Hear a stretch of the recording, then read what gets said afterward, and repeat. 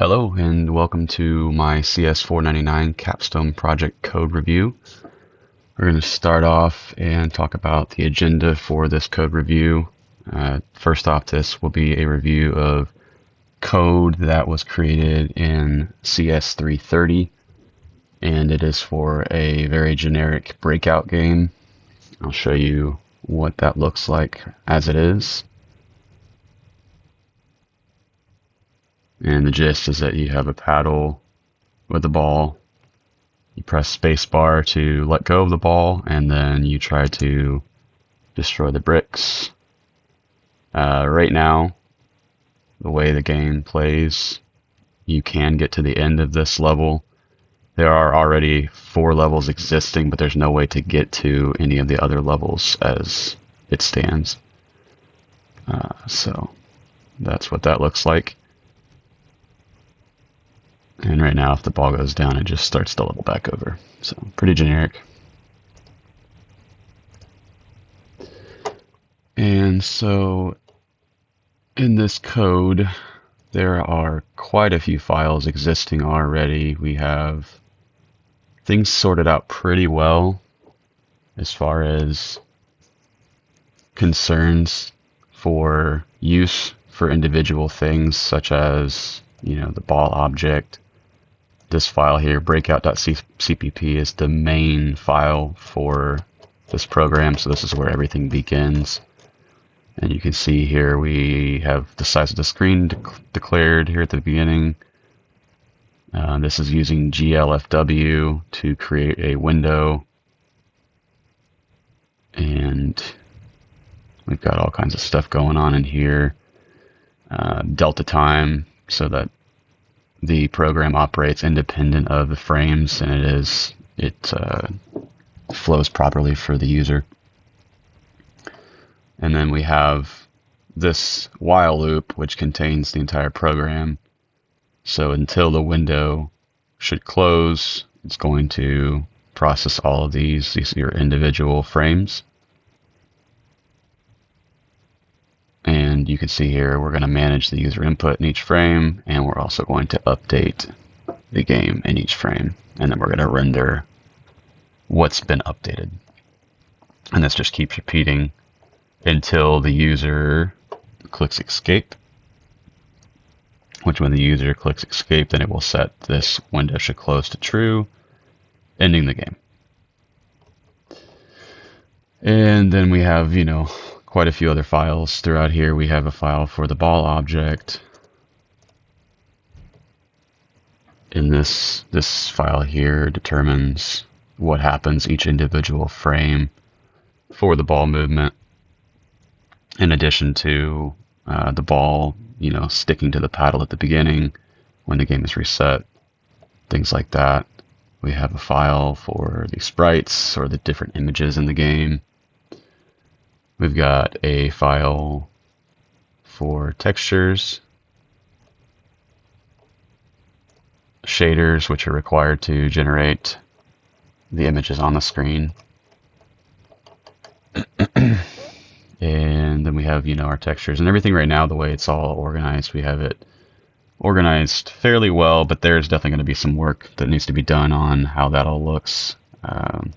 This is all organized in different files and folders, but there is some repetition. There's a lot of stuff that's pasted in here that shouldn't be in here. It should really just be in this one folder here. So I'm going to go back through that and make sure it's all properly organized. So we're going to look at each of these files, and again, this is the only artifact for all of my additions to this program, all of the different enhancements we're going to make. It's going to be done to this one program. So we're going to look through that, starting with structure. We're going to talk about the code and how it is structured. As it stands, it is structured pretty well. It is split up. I mean, everything's not in just one massive file. It is all organized out into specific areas of concern for each thing in the game. I do plan on going back through and making sure there's not anything that can be changed in that regard to be improved, but I think it all is pretty pretty well organized as it stands. And as far as conforming to any pertinent coding standards, there's not any coding standards for the project itself. I mean, outside of just making sure everything is commented properly and all that type of stuff, that everything is spaced the way it should be. It's pretty good as it is for all of that. It is well structured, consistent in style, consistently formatted for the most part. I've gone back through all these files and looked at them again, and it is formatted pretty well, but I will be going back through and just making sure there's not anything hanging out that shouldn't be. So that will be something I'll check through. There shouldn't be anything that is unneeded in here. This is all planned out pretty well, programmed as it should be. But again, I will be going through and consistently making sure that everything is there that needs to be, and anything that doesn't need to be there will be removed. No leftover stubs. Can any code be replaced by calls? I don't believe that's anything that needs to be changed, but again, I'll double check that as I go through this to add the enhancements. There are no blocks of repeated code in any of these files. It's all necessary for functioning. Storage use. Right now there isn't any storage in this program. Part of the enhancements will be adding a database, and we'll make sure that stores everything efficiently, but as it stands, everything is good there. There aren't any symbolics, no magic number constants. We do have things, things stored here like the screen width, but this is declared at the beginning and then used later on when we create the viewport, GL viewport. Any modules excessively complex, so that is not an issue in this. Again, everything is separated out pretty well. The most complex files are really just the breakout.cpp, which again is the main file that creates the window, and then game.cpp is also pretty lengthy, but this is I would say the second, maybe even the most important file here. This is actually what's creating the game. So you're kind of pulling together all the different aspects of each of these other files to create the entire game, such as the levels, the textures, using shaders, you're updating objects, processing input, rendering. So this is necessary for proper functioning. And so that's it for structure. We're going to talk about documentation now. So in the documentation for this, there is a substantial amount of commenting. There aren't a whole lot of in-depth comments, so I may go back and just make sure that everything is explained well enough for someone to understand what's going on, because some of this is pretty complex.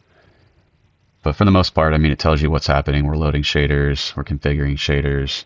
And here you can see, I mean, some of the spacing I could definitely improve, so we'll work on that. But setting render-specific controls, loading textures, loading levels, configuring game objects. So there's definitely a lot of commenting here that lets people know what's going on that don't maybe necessarily understand the complexity of GLFW and how this is all happening. So that's pretty good so far. And that's it for documentation. Variables. Variable names are defined in a way that's definitely understandable. Everything is named pretty close to what it is. We got like ball object, position of the ball, the velocity of the ball. Everything here is pretty well labeled. I mean, the game, we've created a game instance called Breakout, which is the name of the game. We got screen width, screen height, so everything there is pretty good. And again, all of this stuff will just be double checked as I go through and create these enhancements to make sure it all is the way it should be. Do all variables have proper type consistency? That is something I haven't gone through in depth, but for the most part, from what I've seen, everything is declared the way it should be as far as variables go. So that should be good. And redundant or unused variables. I haven't seen any throughout as I've been looking back through these files, but if I do find any of that, I will correct that as I go. Moving on to arithmetic operations. There isn't any floating point comparisons throughout this for equality, so that's not an issue. I believe that rounding errors have been taken care of. I haven't seen any issues with that. Does the code avoid additions and subtractions on numbers with greatly different magnitudes? That's not an issue in this code at all, and there shouldn't be any divisors. A divisor's tested for 0 or noise. That's not an issue here either. So that's all good to go. So for our loops and branches, throughout this code, there are not any issues that I've seen with any logic. It's all pretty much the way it should be. Most common cases tested in if-else chains. I believe that's good to go as well. I don't think there's any issues with loops and branches that I've seen. But I will definitely, again, double check as I go just to make sure that, again, that we're testing the most common cases first. That everything's properly nested. That we have a default statement for if-else cases or switch statements. There is no code in here that's unreachable. It all can be reached through this code. And I'll, again, verify that as I go. And then the last part here, so for defensive programming, there really isn't any user input aside from key presses that are detected, such as the space bar to release the ball, the left and right key to move the paddle, and the escape key to exit the program. It doesn't request any user input at this point. So nothing like that is an issue. There's no file reads other than the levels, but that is all contained within this program in itself. It's not anything that the user could change as it stands. So we're good to go on defensive programming at the moment. However, with the third enhancement that I plan to make, we will be adding in a leaderboard, which the user will be able to input information at that point. So that will definitely be something we will be making sure we're taking care of, that there isn't any ability to add anything in that shouldn't be, and that the program can't be misused or anything like that. So we'll be double checking these as we go to make sure that defensive programming is taken care of in that regard. Okay, so that is going to be it for the code review of this program. And again, this is the only artifact we're going to be using here. So we're going to now talk about the enhancements. And so that will be the first enhancement we have here will be for category 1 for software design and engineering. And that enhancement is going to be the addition of particles to the game. So right now, as the game is, as it currently stands, there is nothing else going on other than just the ball moving and breaking blocks, right? So the goal here with this first enhancement is to add a little flair to the game. We're going to add in particles that will trail off of the ball as it moves. And so in order to make that happen, we're going to have to add in quite a few things to the existing code. So that's going to start with adding things into the frame loop here in, I believe in game.cpp, and these different render, like the render function here, the method for rendering. We're going to have to create a new function for creating these particles. And we're going to have to incorporate updating the particles for each frame as we go. So those frames will be created, each frame, and then rendered as well. And that will give a little extra flair to the game, make it look a little nicer. It'll look pretty cool. So this enhancement adding this particle system enhancement to the game aligns with several of the course outcomes. And the first one that would be aligning with would be course outcome 3. And so that's going to showcase the ability to design and evaluate computing solutions, which this course outcome is design and evaluate computing solutions that solve a given problem using algorithmic principles and computer science practices and standards appropriate to its solutions while managing the trade-offs involved in design choices. So this is something that, we could have decided to do different things with, but we're going to go ahead and add in some particles for the player to make the game look a little better. And this also applies to course outcome 4, which is demonstrate an ability to use well-founded and innovative techniques, skills, and tools and computing practices for the purpose of implementing computer solutions that deliver value and accomplish industry-specific goals. So in adding in this enhancement to add the particles, we're going to have to implement shaders. We're enhancing visual effects. And in order to do this, we're going to be using OpenGL and GLFW to make this happen, which are advanced graphics programming applications and industry standard tools.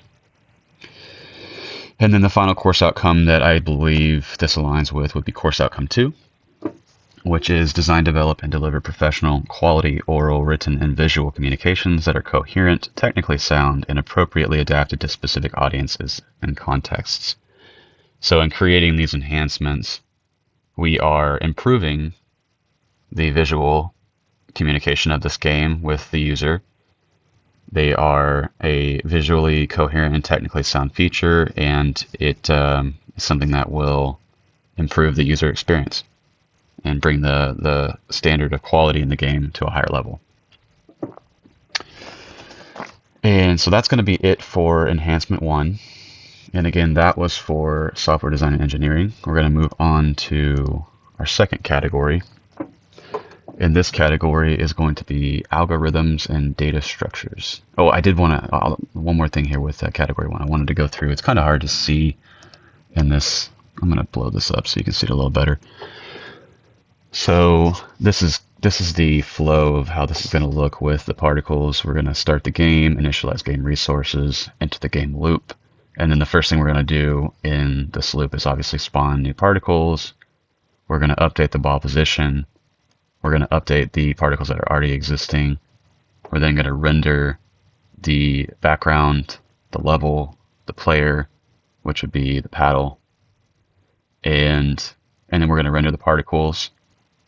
And then we're going to render the ball. So the way this is going to look is basically the background, level, player are first rendered, and then everything that comes after will be in front of it. So we're going to render the particles above all of that, but it's going to be behind the ball. The ball will be the last thing rendered. And then as we go, if the game is not over, we're going to cycle back, and we're just going to keep running back through this until the game is over. And at that point, the game ends. Okay. So moving on to category 2. This is going to be an enhancement for a game menu. And this is going to allow the player to select the different stages that are in the game. Right now there's 4 stages that are existing as files. They just can't be accessed at the moment through the game. But adding in this game menu will allow the player to select which level they want to play. And this enhancement is also going to add in 3 lives per gameplay, and it's going to show the player how many lives they currently have. And obviously, as the ball goes past the paddle and they die, they will lose a life. And then once they hit 0 lives, the game will be over. So this enhancement also is going to add in a screen if they complete the level, and then obviously a screen if the game is over, which will allow them to go back to the main menu to select a new level or the one that they were playing, or exit the game. At any point, they can press escape to exit the game. And in order to add this in, we're going to have to add in quite a few different things. We're going to have to add in a text renderer class to allow text to be applied to the screen, which will allow us to create the the main menu, which will allow the player to select levels. It will allow us to display the lives that they have left on the screen. And this will also require new shaders and additional code in the render function to display everything on the screen that we need the player to see. And finally, we're going to have to add in code that's going to determine when the level is complete. So that will determine when the player has knocked the last block out, and we can display that you have won screen, you've completed the level screen. And so this is going to flow. We're going to talk about the flow of this one from the beginning here, like we should have on the last category. This one's going to start again with start game. We're going to initialize resources, and then we're going to display the main menu. And then from here, we're going to render the menu and options for the player. We're going to, if the player selects a level, we'll then continue to gameplay. If they don't, we're just going to stay at this menu until they decide what level they want to play. Once they have selected that level, they're going to go down and they're going to play the game. And then we're going to keep checking if the level's complete. If the level is complete, they have finished the level, we're going to render that level complete screen. And then we're going to ask the player to press enter to go back to the main menu or escape to exit the game. So that will be that branch there. And if they haven't completed the level, we're going to check, are their lives greater than 0? Do they still have a life left? If the answer is yes, we're going to continue playing, and we're just going to keep this loop going until they either A, complete the level, or B, they run out of lives, and then we're going to render this game over screen, which is similar to the level complete screen. They're going to be allowed to press enter to go back to the main menu, or escape to exit the game. And that's the gist of that.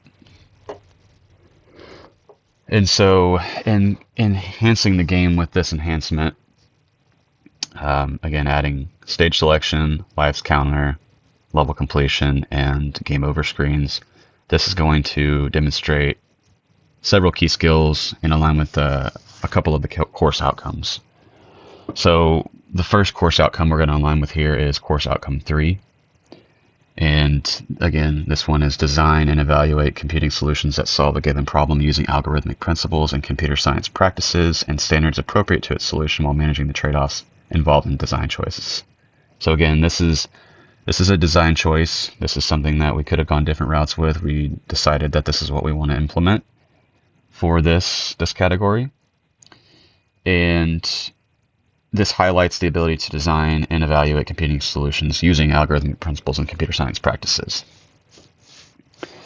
So this is going to involve creating a structured solution to manage the user input, the stage selection, and gameplay transitions, while we also considered the trade-offs such as ease of use and scalability of this decision. And then we're also going to align with course outcome 4, which is demonstrate an ability to use well-founded and innovative techniques, skills, and tools and computing practices for the purpose of implementing computer solutions that deliver value and accomplish industry-specific goals. So this enhancement, the development of the text renderer class and the use of shaders to render menu elements and text, demonstrates the application of innovative techniques, skills, and tools.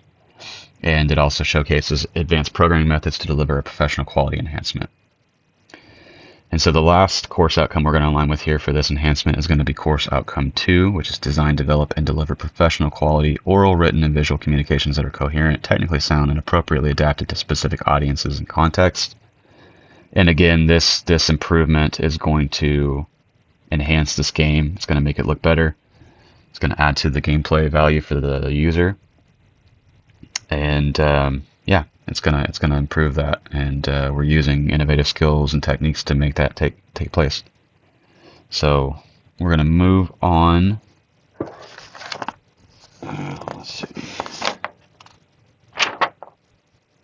The final enhancement here we're gonna be making is for category 3, and that's gonna be for our databases category. And so this final enhancement is going to require the addition of a database. Obviously, there isn't a database currently, and this database is going to be used to store the user's high score. If they end up scoring high enough, they complete the level quick enough to make it within the top 10 in the database for the leaderboard. So this is again going to record the time to completion. That's what the game's going to do now. It's going to start tracking how long it's taking the user to complete a level. Once they complete the level, if it's going to compare that time to the slowest time that's existing on the leaderboard currently. So it may either be the 10th entry into that leaderboard, or if the leaderboard is not filled up yet, it could be, anywhere lower than 10, but it will just be checking that slowest time and comparing it to that. And if it is higher, it has to be higher. If it's higher than that completion time, then it will allow the user to enter their username into the system to be added to this leaderboard. And so in doing this, we're going to have to add in several different things. We're going to have to add in the database, obviously, to add this leaderboard in. We're going to have to add in different things in the render cycle. Once the game is finished, that will be a check that takes place comparing the user's time that it's been tracking to the existing leaderboard scores. We're going to have to add in a way for the user to input their username, and then, incorporating this ability for the user to type in things. This is something we're going to have to make sure that we keep it secure, and that the user is only able to enter in, a certain number of characters. They can't put anything in other than text, that sort of thing, so that they can't manipulate the game in any way that they shouldn't be able to. And so in putting in this database, we're going to use SQLite. SQLite. We're going to add the database in with that. We're going to have to create a couple of new functions, to insert the high score, to display high scores. That's another thing. We're going to allow the user on the menu to select an option to display the high scores, because what would the use be of having high scores if you can't see the high scores, right? So that's going to be an option for them. And then at the end of the level, like we said, if their time makes it to the leaderboard, we'll let them put their name in and save that to the leaderboard. So this plan enhancement of incorporating this local database is going to align with course outcome 3. Again, this is going to be design and evaluate computing solutions that solve a given problem using algorithmic principles and computer science practices and standards appropriate to its solution while managing the trade-offs involved in design choices, right? So we're adding in something to this game, and we're managing the trade-offs of adding this enhancement into the game to improve the user's experience with the game. And these trade-offs would include, the choice of different local storage methods. We decided to go with SQLite. Different options we could have chosen outside of that were compared, and we just decided to go with that choice. And then we're also going to have to decide how to implement this solution for the user to make sure that it is efficient and offers ease of use for the user. And then additionally, this implementation, it showcases the use of innovative tools and techniques in computing practices, such as SQL queries and database management within a C++ program, which delivers value and enhances the gaming experience for the user, which would align with course outcome 4. And that is demonstrate an ability to use well-founded and innovative techniques, skills, and tools in computing practices for the purpose of implementing computer solutions that deliver value and accomplish industry-specific goals. And then we're also going to align with course outcome 5 here, which is the security we were talking about, and that's to develop a security mindset that anticipates this adversarial exploits in software architecture and designs to expose potential vulnerabilities, mitigate design flaws, and ensure privacy and enhance security of data and resources. So again, we're going to make sure that the user is only able to input, just a basic username to score on this leaderboard. They can't put in anything else. They can't, put in anything that would compromise the program or anything like that. And that's going to be something that's important as we develop this enhancement for the database. And finally, we have course outcome 2. not finally, sorry, there's one more course outcome we're aligning with here, but for course outcome 2, the integration of a high score feature involves designing clear and user-friendly interfaces for displaying data, aligning with the goal of delivering coherent and professional quality visual communications that are appropriately adapted to the gaming context, which is course outcome 2. So again, we're designing, developing, and delivering professional quality oral, written, and visual communications that are coherent, technically sound, and appropriately adapted to specific audiences and contexts by adding in this enhancement. And finally, we have course outcome 1, which this is a hard course outcome to reach because we're not really collaborating with anybody. It's just me. I'm just the only person here doing this. But in order to come up with these solutions, the process in creating this solution and really this course outcome, I guess it applies to really the other two as well, other two enhancements. But we're evaluating different approaches, to again take care of data storage, to manage user interface design, input validation, making informed choices based on the user needs and system requirements. All these different things are things that would be necessary in collaborating with the team. So again, course outcome 1 is employ strategies for building collaborative environments that enable diverse audiences to support organizational decision making in the field of computer science. And so in order to create these solutions, that's what we're doing. We're coming up with different solutions and evaluating the different options we have to make these enhancements take place. Right, like which this is mirroring the collaborative process of discussing, refining, and implementing solutions, even in the case of working alone. So, and these enhancements not only improve gameplay, but they demonstrate a well-rounded application of skills critical to industry-specific goals in computer science.